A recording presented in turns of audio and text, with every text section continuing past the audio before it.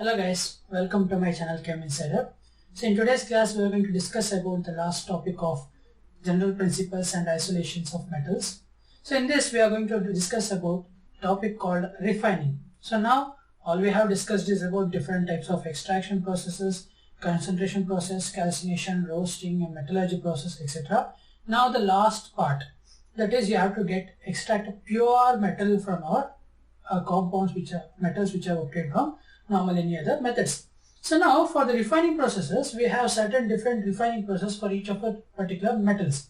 Like for example, if we have metal which is easily volatile, which is highly volatile, like for example, they have a low boiling point. We have different method for that. If the metals we have extracted have a low boiling point or low melting point, we have different method for that. If the metals are highly electrolytic in nature, they can be used in a different method of refining. If they are volatile, if the metal is not volatile, but a compound formed by that metal is volatile, we have different method. So on that basis, we have 6 types of refining processes.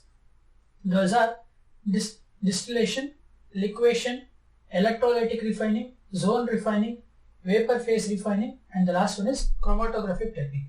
So out of these, we'll start with this. First of all, what is refining then? So refining is a process where we extract the purest form of metal by this metal which we have obtained from different methods. If you have obtained blister copper or cast iron or pig iron, anything, so those metal components have some impurities. So refining is a process where we remove those impurities also and try to obtain as pure as possible metal from its particular impure metal components. So in that, first we are going to discuss about is distillation. So this distillation process is for those metals which have very low boiling point. If for low boiling point metals, if certain metals have very low boiling point, then those metals can be extracted by distillation process. For example, we have mercury and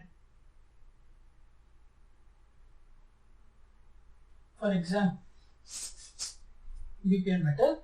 For example,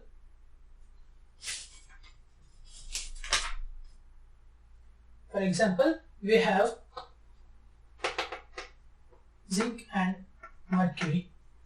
We can extract zinc and mercury by distillation process because those two have low boiling point. As I have explained, while extraction of zinc process, in that we use the temperature of 1673 Kelvin, at which zinc being volatile evaporates and then it is condensed. Similarly, that is the process here also. So the metal which has low boiling point and those impurities which have a slightly higher boiling point are heated to the temperature at which they get boiled or evaporates. So once they are evaporated, those compounds are separated or separately collected and they are condensed to form their purest form. Okay, so this is about the distillation process in which we convert or we volatilize the metal which has a low boiling point, and once they are vaporized, we condense them to a respective purest form. In case of liquefaction, we consider those metals with low melting point. If certain metals have low melting point, then those can be extracted into a purest form using liquefaction method. So in this method, what we do is we take a slope of certain substance, we take a slope surface on which we'll place our impure metal. So let us say we are keeping a brick of impure metal such as like this. On heating this on the slope surface, on supplying heat for this metal on a slope surface, what happens is our metal being at low melting point, it starts to melt and they flow down. So the metal being having a low melting point, they start to melt down. Whereas the impurities will be left over. Whereas the impurities which have a slightly greater melting point will be left there itself.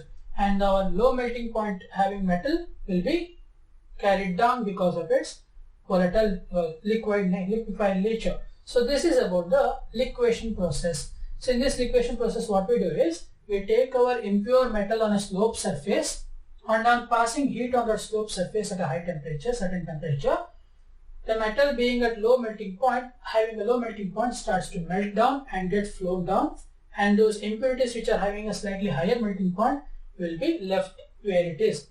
Okay, so this is about the liquefaction process. These two processes are slightly simpler one, but now the electrolytic refining process is the purest form of extraction process. So in this process, what we do is, we take the impure metal in the form of anode.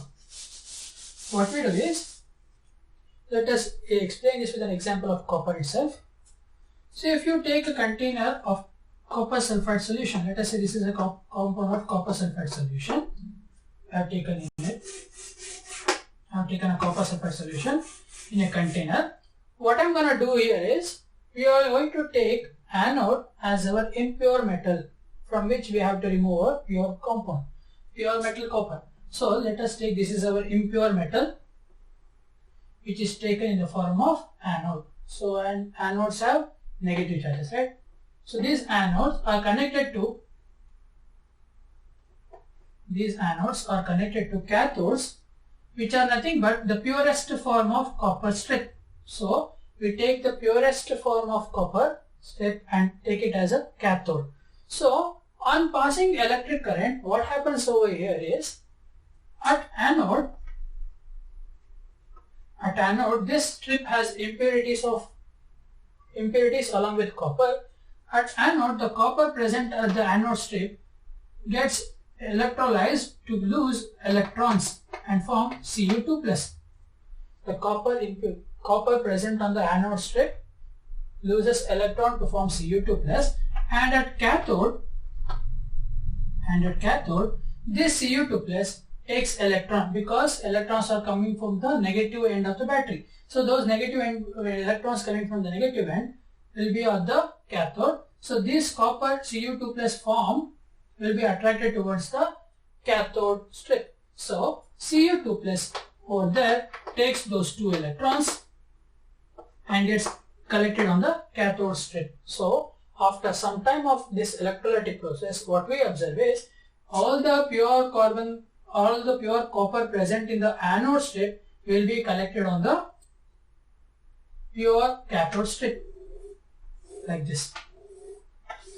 So this is how we are going to extract our copper or zinc. We can use zinc for this extraction process also.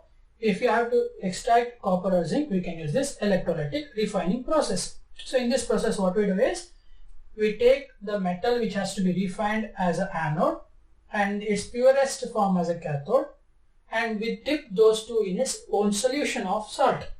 If you are refining copper, you can take copper sulfate solution. If you are about to refine zinc, you can take zinc sulfate solution. On passing electric current, the Cu present in the anode strip gets electrolyzed by losing electron to form Cu2+, and the electrons coming from the negative end of the battery will be present at the cathode. Those electrons are attracted by the Cu2+. Hence, Cu2+ get collected on the cathode strip by forming Cu.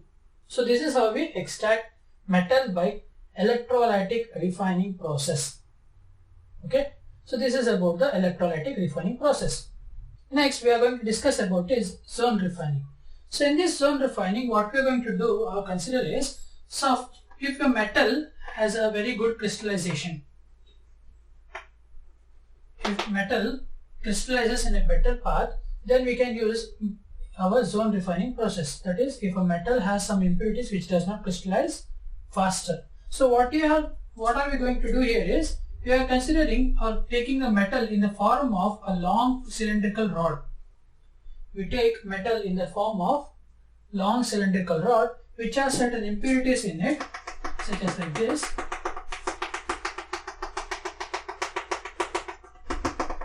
So this metal rod with an impurity is placed in between a circular disc or circular heater like this, in such a way that it passes through them in a quite easier manner.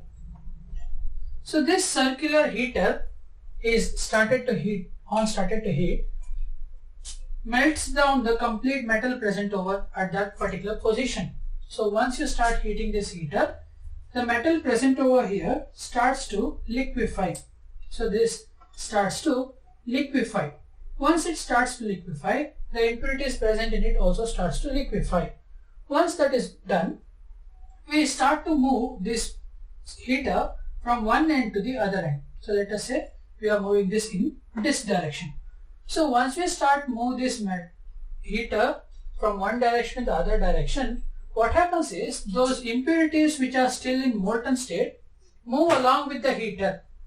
The impurities present in the molten state move along with the heater, and at this particular position, let us say at this particular position, so what we observe is, if the heater is present over here now, it has been moved for such a distance. So at this position, we observe that impurities are still present in the molten state and found here, and those of the impurities present over here will be absent, and the metal which was left behind, which crystallizes in a better way, starts to crystallize.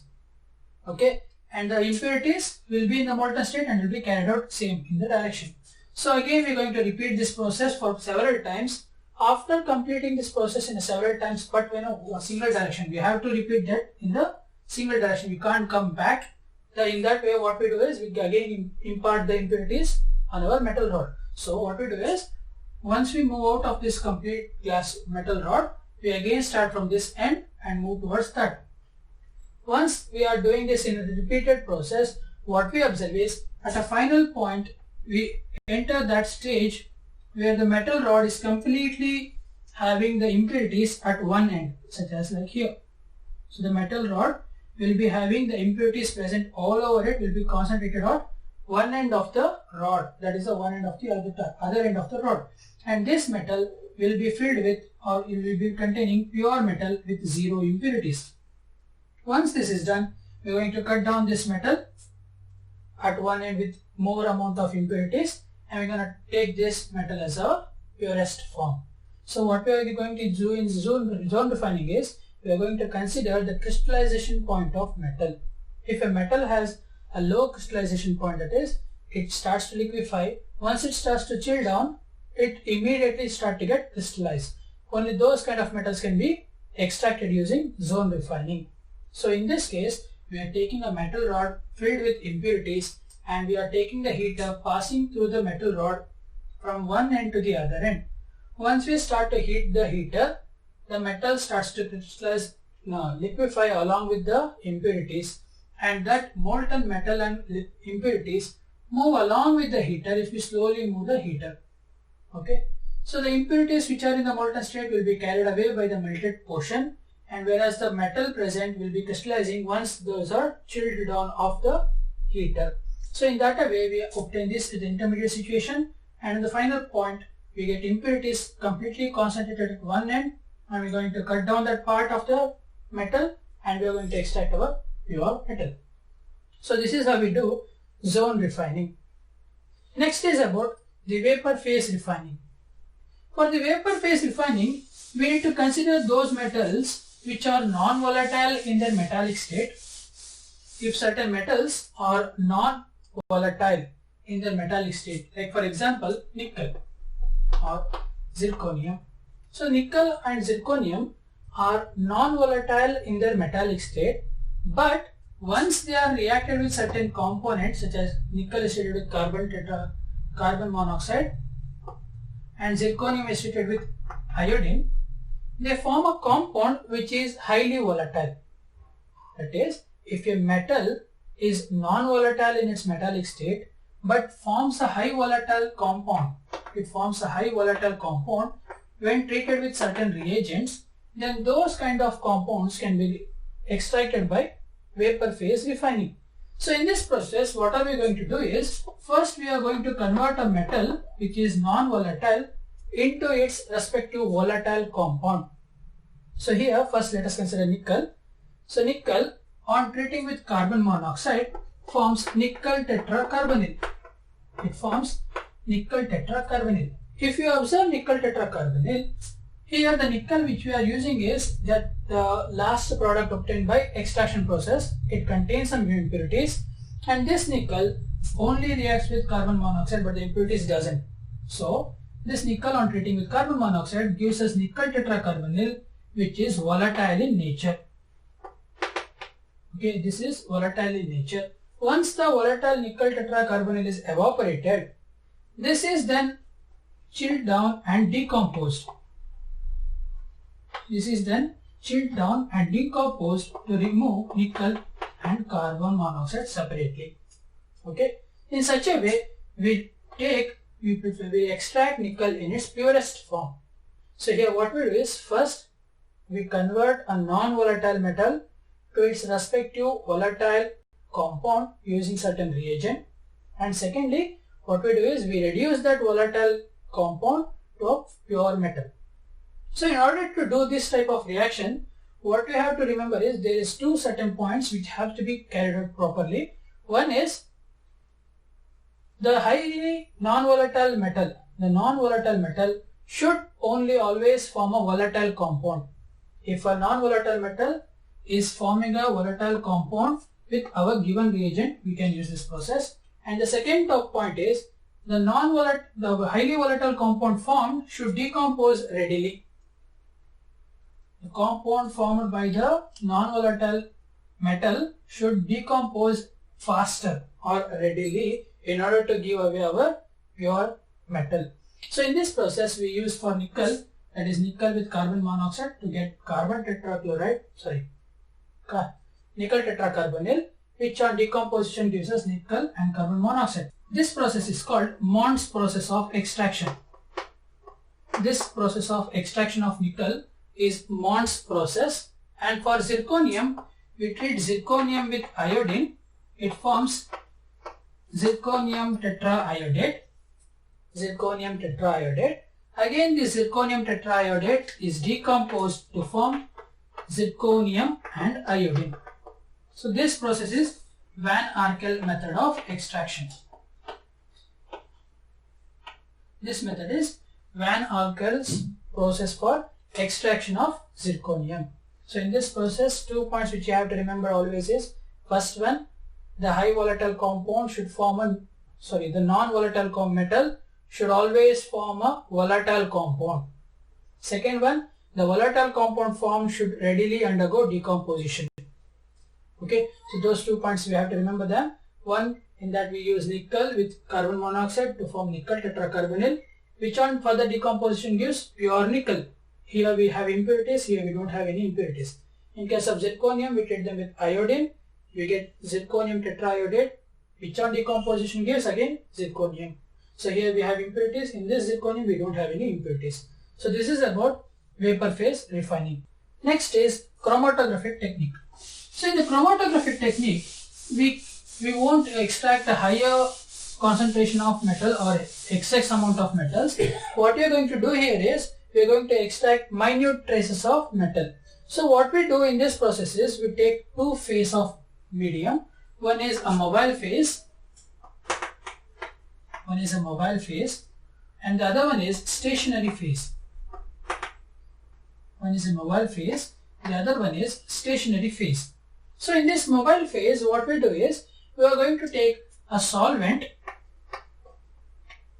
We are going to take a solvent in which we dissolve our metal ore. We use a particular solvent which has good volatile, which has good viscous nature, and in that we are going to dissolve our metal with impurity. So once this is done, we take that in a beaker such as like this. Let us say this is the beaker we are taking. In this we are taking our solvent. So let us say this is our solvent. Okay. So this solvent is nothing but our mobile phase. Once the mobile phase is taken in a container, what we do is we are going to introduce our stationary phase, which is an adsorbent. This is an adsorbent which adsorbs different solvents or different solutions at different rate. So this adsorbent absorbs different solvents with metal at a different rate. So if I introduce this stationary phase, this is nothing but a chromatographic paper which has solvent which is taken there, and we have the stationary phase on which our ore is taken. So once this solvent is, we don't add metal over here. Once the solvent get in contact with our stationary phase, they start to move upwards. They start to move upwards of this paper. Just as if you place a sheet of paper inside water, what happens is the paper gets wet from bottom to top in a slower order. Similarly, the solvent present over here moves through this stationary phase of sheet, and this solvent, when moving upwards, it carries the metal and the impurities present at the tip of the stationary phase. So once that is done, the solvent absorbs different metal and different impurities at a different rate. So what happens at that position is, after some time, if you take out the stationary phase, we observe different colors of arrangement. Let us say we have 3 different metal and impurity present. So metal will be at about this state up to this range, and our impurity will be at around this range, and one more impurity will be at around this range. So we observe different area of adsorption on the adsorbent of our stationary phase, where our solvent is dissolved our metal or the impurities present. Okay, so by using this method, we can separate out our minute traces of metal present. So once this is taken in our stationary phase, we use suitable element. This is nothing but a suitable solvent for removing those substances of the stationary phase. So these elements are chosen in such a way that it only dissolves one of the component but not the other. It has to dissolve it has to be soluble with any one of the compound present taken. Okay, so this is about the chromatographic technique. So these are the different refining methods which we can use for extraction of metal, which are obtained by our normal process of extraction. So this gives us a purest form of given metal from its metal ore. So this ends our chapter of general principles and process involved in isolation of metal. We have certain topic of uses of aluminium, iron, copper, etc. I'm going to ping that notes on the description box. You can check that with the Google Drive. So if you understood this video, please do my channel. Please do like my channel and subscribe in order to get more videos. Thank you for watching.